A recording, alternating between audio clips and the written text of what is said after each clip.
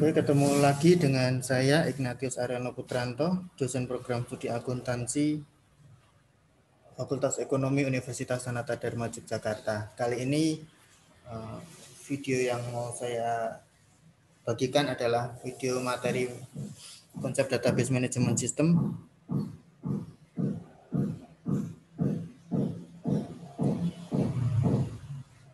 Terkait dengan permodelan entity dan atribut dalam konsep entity relationship diagram.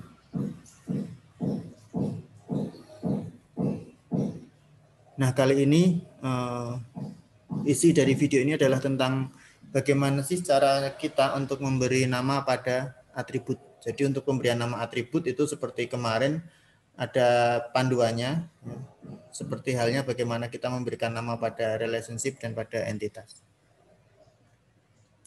Ini saya ambil dari bukunya Hover, Modern Database Management, chapter edisi 10. Untuk chapternya ini chapter 2 ya, permodelan data. Oke, panduan yang pertama adalah nama atribut itu kata benda, tunggal, singular noun, atau frase. Ya, nah, kenapa ada opsi frase juga? Karena bisa jadi nanti nama atributnya itu berupa frase atau terdiri dari dua kata. Maka contohnya misalnya nama atribut yang berbentuknya frase itu misalnya adalah customer ID atau kode pelanggan, itu frase. Kemudian contoh atribut lainnya misalnya nama mahasiswa, alamat mahasiswa, usia, harga produk, dan lain sebagainya. Jadi intinya atribut itu diberi nama dalam bentuk kata benda, tunggal ya, bukan jamak, dan bisa bentuknya frase.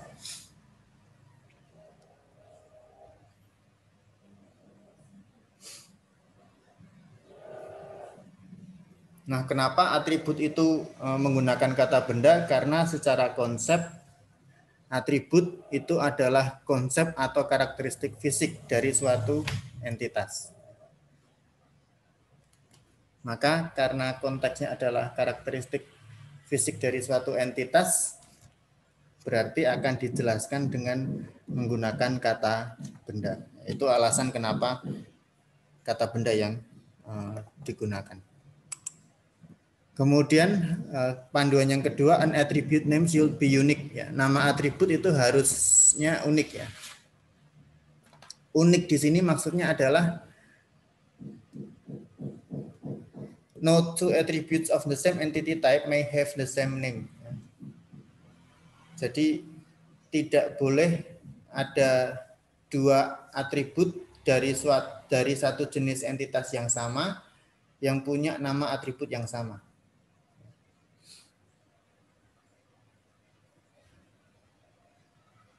Kemudian unik yang kedua juga termasuk untuk lintas atribut, lintas jenis entitas maksud saya, mohon maaf. Jadi no two attributes across all entity types have the same name. Ya.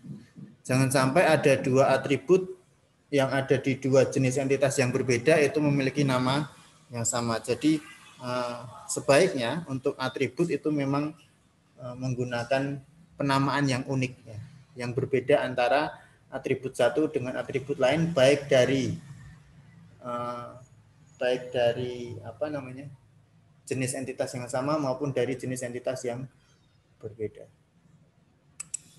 Oke, yang ketiga, to make an attribute name unique and for clarity purposes, its attribute name should follow a standard format. Jadi ini masih nyambung dari yang kedua tadi, karena nama atribut itu sebaiknya unik, ya, dan fungsi penamaan itu untuk memperjelas konteks dari entitas yang akan kita buat dalam entity relationship diagram, maka sebaiknya penamaan atribut itu mengikuti format-format yang standar. Ya. Format yang standar itu maksudnya gimana?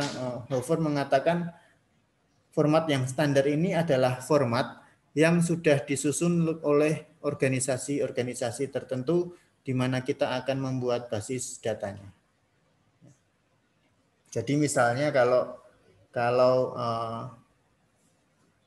Misalnya kalau di mahasiswa di kampus saya itu nomor mahasiswa itu namanya NIM, nomor induk mahasiswa misalnya, disingkatnya NIM. Tapi nanti mungkin di kampus yang lain nomor induk mahasiswa mungkin namanya adalah nomor registrasi mahasiswa disingkat NRM. Nah, itu tidak masalah ya. Yang penting sesuai dengan format standar yang sudah disusun oleh suatu organisasi tertentu.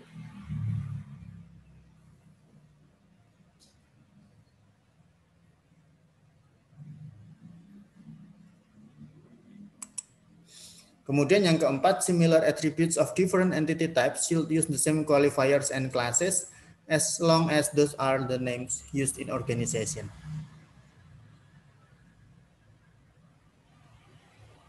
Jadi untuk atribut-atribut yang mirip, ya, itu sebaiknya menggunakan pengidentifikasian atau pengelompokan yang sama. Ya. Jadi misalnya diberikan contoh di sini, the city of residence for faculty and students should be faculty residence city name and student residence city name. Jadi ketika misalnya kita bicara tentang kota tempat tinggal, ya, kota tempat tinggal untuk database kampus itu kan ada dua jenis misalnya, kota di mana fakultas itu berada dan kota di mana mahasiswa itu berada. Nah, ini kan kualifikasinya sama nih, pengelompokannya sama, diisinya nama kota. Tetapi agar bisa lebih jelas dan membedakan, maka penamaannya harus spesifik sesuai dengan apa yang sudah distandarkan oleh organisasi. Maka misalnya disebutkan di sana faculty residence city name, ya. Kemudian student residence city name. Jadi kalau kita bicara tentang nama kota, meskipun itu untuk dua hal yang berbeda, kota di mana fakultas itu berada dan kota tempat tinggal mahasiswa, orang tetap akan tahu bahwa yang dimaksud adalah nama kota. Menggunakan kualifikasi dan pengelompokan yang sama.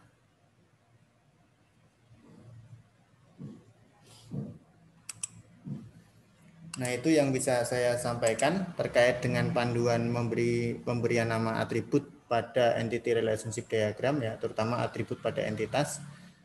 Semoga nanti bisa menambah wawasan kita semua. Dan kalau ada yang ingin berpendapat yang berbeda, maka bisa kita diskusikan melalui kolom komen di YouTube atau melalui chat di sosial media yang saya miliki.